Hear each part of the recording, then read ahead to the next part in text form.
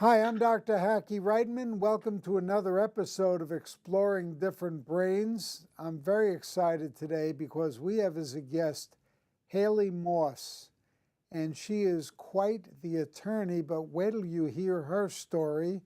And without further ado, I'm going to let Haley introduce herself.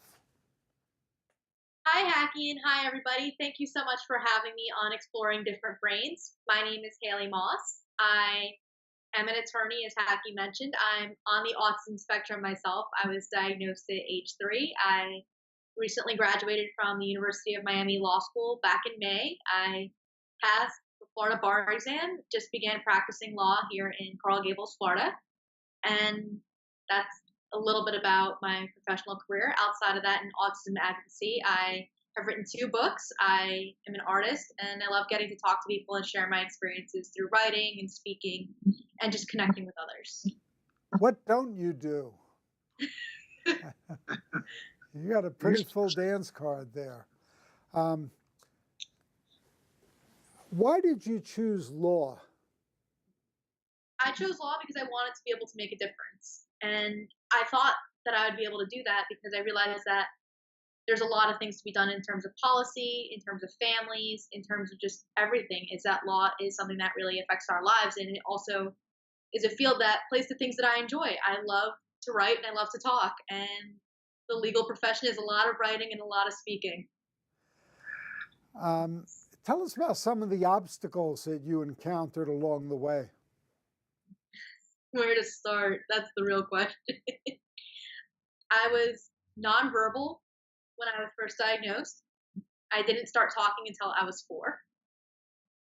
That's a good place to start. And a lot of the things that are hard for me right now usually are socially and independent living skills and executive functioning. So knowing when to start tasks, how to stay on tasks, keeping things organized. So even though we say I do a lot, it's really hard for me to keep everything straight. I find myself making a lot of lists, writing everything down, and trying to figure out what the most important thing at any given time is. So sometimes it's really hard for me to figure out my schedule, prioritize, things of that nature too. So one thing at a time. What led you to write the middle school, the stuff nobody tells you about, that book? What led me to write about middle school is here's the story. When I was 13 years old, I was invited to speak on a panel at the Autism Society of America conference. I believe it was in Orlando at the time. And on this panel, there were 4 of us. I was the only girl, and I was the youngest one. I had just finished the 8th grade. So getting ready to go to high school and speaking on a panel in front of an audience, a little bit intimidating, but I was just telling my story, and people really liked what I had to say. And somebody in the audience asked me about how I found out that I was on the autism spectrum. How did I know, or something of the like, because it's not normal to see a 13-year-old telling their story.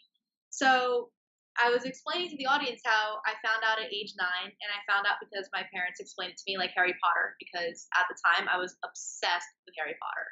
So Harry Potter's not like the Muggles because he has magic and all stuff like that, and he didn't really fit in with his family that he lived with because he had magic and was going to be a wizard.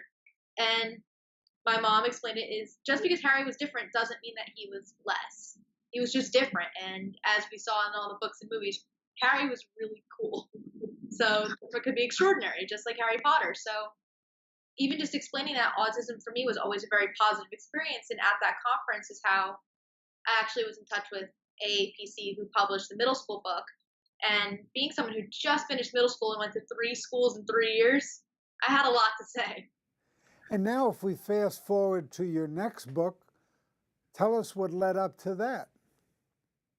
There was nothing out there for college. Everything that was out there for college was written by professionals. There was nothing out there that was by autistic people for autistic people. It was all for the parents, or written by parents, or written by professionals. And there really wasn't a roadmap. And as we're noticing as well, as how we often focus on kids on the spectrum, so little kids and adolescents and teenagers, there's not that much for adulthood and higher education.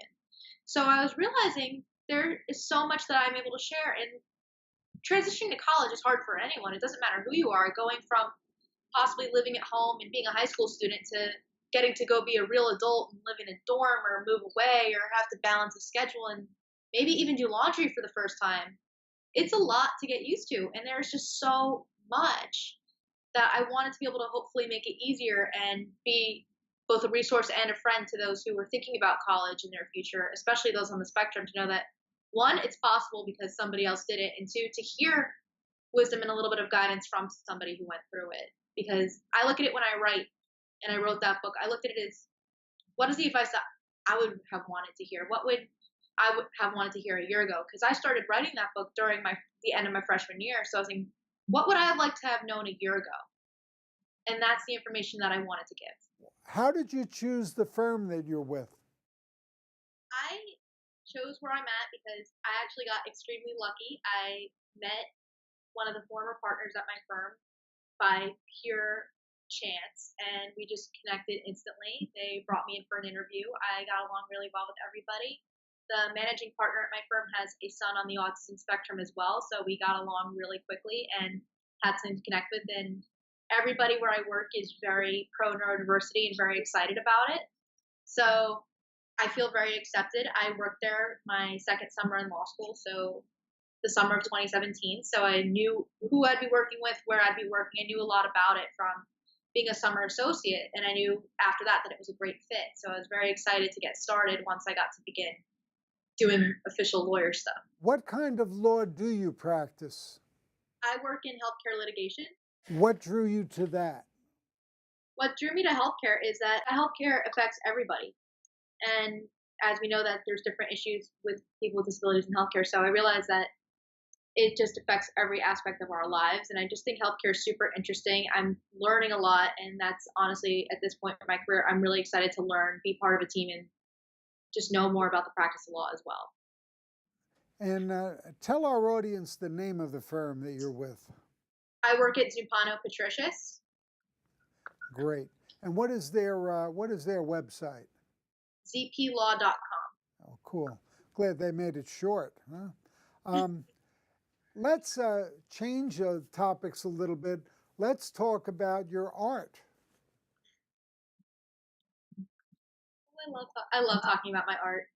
You can see I actually have some of it behind me because I have no shame in decorating my own apartment with my own work. It makes me happy, and I get that a lot about my artwork is it makes people happy because most of it, unlike the stuff that's behind me, actually is very bright and colorful. I just have a very black and white gray theme going on in my living room, so that's why I have some black and white pieces in my background. But I actually love using color. I love doing this pop art meets anime type stuff because I realize it makes people happy. I've always loved that stuff because I've always been very inspired by artists like Romero Brito, Peter Max, anything with lots of color. And I realize that color is a great way to get to make people happy too. And a lot of what I do with my art as well is I also love to be able to donate it to different causes in order to help raise money for those with autism, their families, other disabilities. I love being able to give back. So especially with art, because for me, it always helped me de-stress and kind of disconnect from the stress of being in school or something else in my day-to-day life. So it always made me happy to create, and knowing that my work can make somebody else happy was really awesome. And also being able to have proceeds go to an important cause or mission made other people happy. So it would make everybody happy all at once, which was so, so cool. That is cool. That is very cool.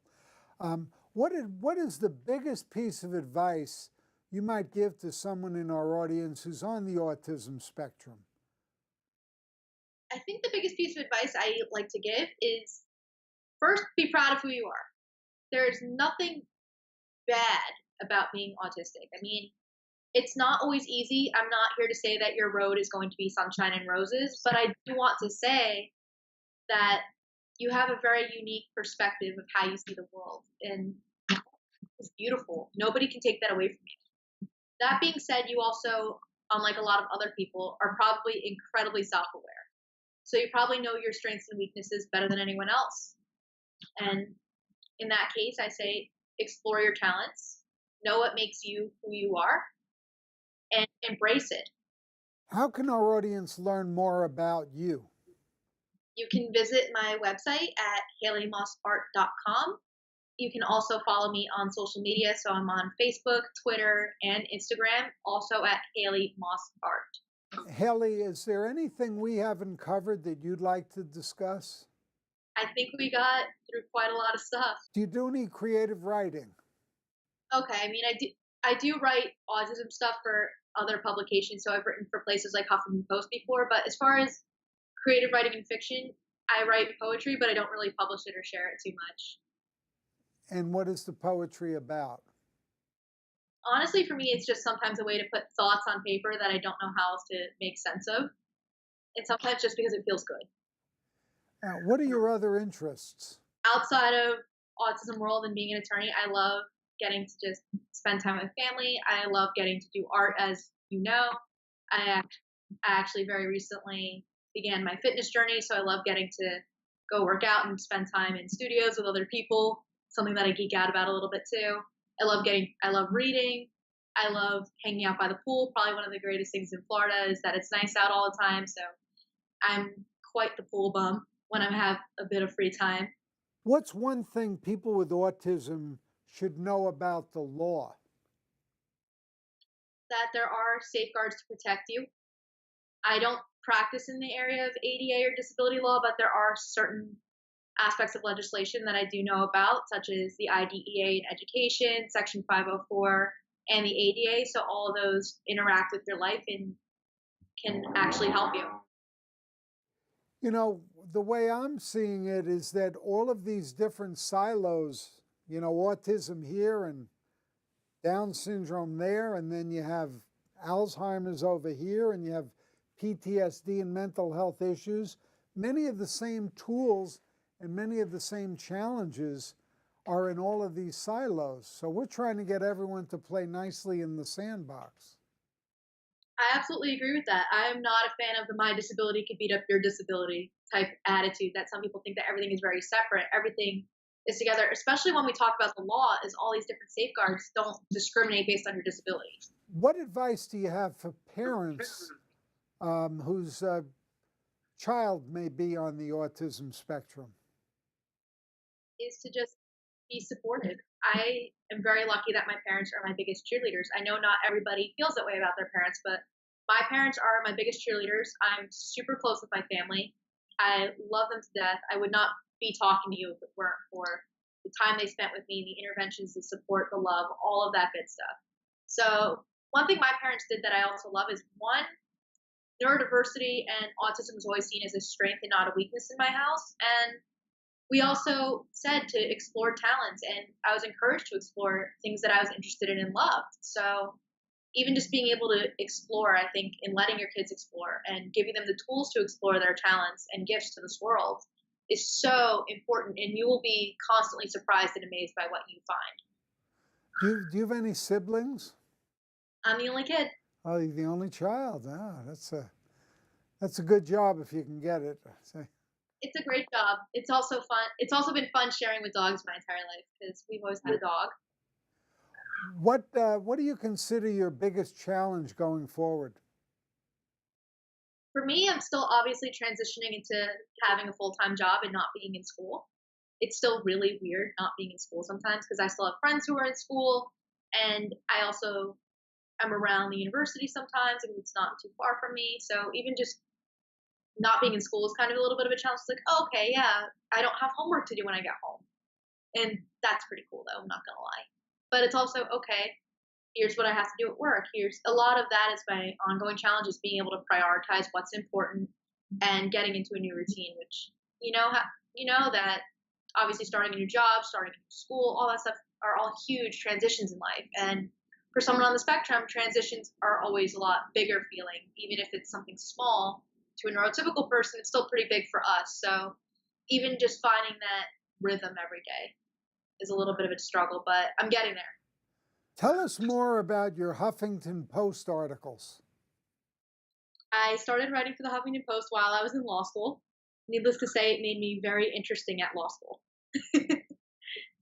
And I wrote about college. I wrote about just experiences with being autistic. I like to write about media representation, issues that affect adults on the spectrum, things like that. Is giving perspective to people who don't normally get perspective on what affects us and different outside looking in type things. So a lot of pieces that we read are usually by parents or professionals, so it's a lot different seeing an opinion from somebody who lives it every day. And I feel like there's a lot that people can learn from that too. For those in our audience who might want to, because they get so inspired by you, try to write for the Huffington Post, how did you go about that? I just was very happy to be able to share, and I like to write what I'm thinking, and I also think the best way to be a writer, especially with columns and opinions, and this is something that I preach, is write the way you would talk to somebody. You don't have to make it overly complex. And I'm learning this as well in the practice of law. And I was talking about this with a colleague the other day, is you don't have to make things sound complicated. You don't have to use big words to make yourself sound smarter. People generally want to be able to read something that they're going to understand. And I realize that's kind of our job as well, is to break things down in a way that you can understand it. So I always like, if even when I was in law school, my thing is, if I can't explain this to somebody who's never set foot in this profession, if I can't explain what I did, what I can do, or what I have learned to someone who has no clue what they're doing, then I'm not doing it right. So with writing is to write how you would talk to a friend or a family member. If you want to tell your story, is tell it in a way that makes sense. Tell it in a way that somebody can understand who might not have the same background that you do or the same level of education you do. Very good advice. Tell us what you like to read. I actually love to read fiction. I love young adult novels. I love all that drama. I might not have liked being in high school and dealing with the drama, but it's fun to read.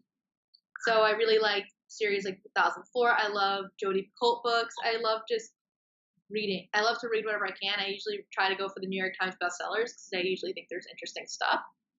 And every once in a while, I'm interested in when there's the occasional autism fiction that came out. So the Kiss Quotient came out a couple months ago too, and it was a romance story about a woman on the spectrum, and the author was on the spectrum, so it was a really interesting read for me.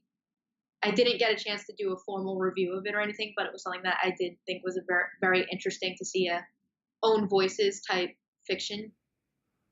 Haley, thank you very much for being with us today here at Exploring Different Brains. Want to wish you the best of luck in your law career, and we do hope you'll find time to come back with us again. Thank you so much. Thank you so much.